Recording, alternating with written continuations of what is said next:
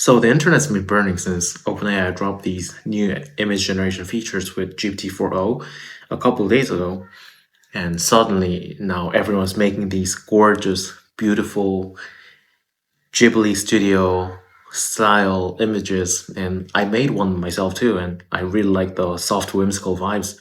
And even OpenAI CEO Sam Altman jumped in by changing his X profile picture to a Ghibli styled one. So they're introducing some rate limits because their GPUs are too occupied. So I thought it was really a wholesome trend, and I thought, well, a talented animation company enriched our culture, and everyone's chilling in their art. But then I came across this video where Hayao Miyazaki himself calls AI an insult to life. So here's the thing: Hayao Miyazaki, one of the studio's co-founders, isn't exactly a fan of AI. Then I figured out that all of their animation isn't done with computer graphics, it's all handmade.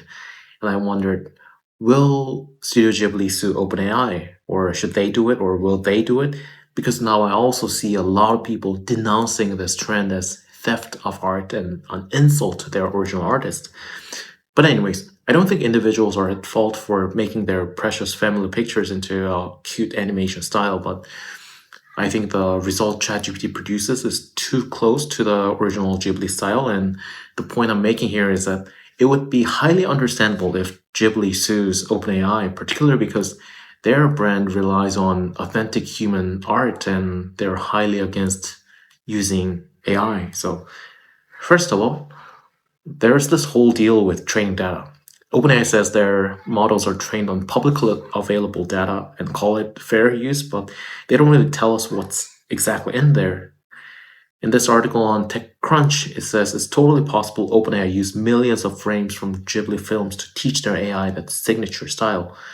Imagine someone taking your artwork and feeding it into a machine so that people can churn out variants of it without asking. This training feels highly problematic. Then there's the idea of these images being derivative works. The stuff people are making looks so much like Studio Ghibli's aesthetic, those dreamy landscapes and expressive characters. Especially, you can see people making some insane content with the tool as well. When I typed in Ghibli and sorted by latest, I saw pictures like these people literally beautifying Hitler. So it's creating a byproduct the original artist did not explicitly intend, and there are tons of these posts. And I think this feels highly problematic. And here's a third angle, and I think this is the most important one. Beyond just legal stuff, Studio Ghibli might feel like this AI thing disrespects their art. Hayao Miyazaki's already made it clear he hates the idea of machine mimicking human creativity, so they could push this idea of moral rights, saying OpenAI is twisting their legacy into something they never signed off on. It'd be very likely that they will sue OpenAI, in my opinion. And now let's try to flip it and see if we can make a reasonable argument from the other side. First, OpenAI might claim that style itself isn't really protected by copyright. They can argue just because something looks Ghibli like doesn't mean it's breaking the law. They might say it's about copying specific works, not the vibe per se. Also, the legal issues are still unclear. AI copyright stuff is so up in the air right now. There are lawsuits against companies like Midjourney and Stability AI from artists saying their work got used without permission, but the courts haven't figured it out at all. Studio Ghibli might want to jump into that chaos and risk losing or setting a bad precedent.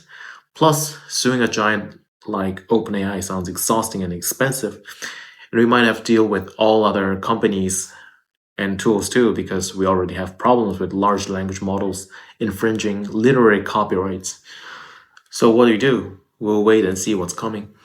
I think Studio Ghibli's got a decent shot if they can prove OpenAI used their films without asking, but the legal ground is really shaky. Certainly, Sam Altman joining the trend with his own profile picture was an advertisement saying, hey, this is fine, but it's a public declaration that and can be regarded as a clear provocation to the artists. Anyways, please like this video and subscribe to my channel, and we'll see you next time. Bye bye.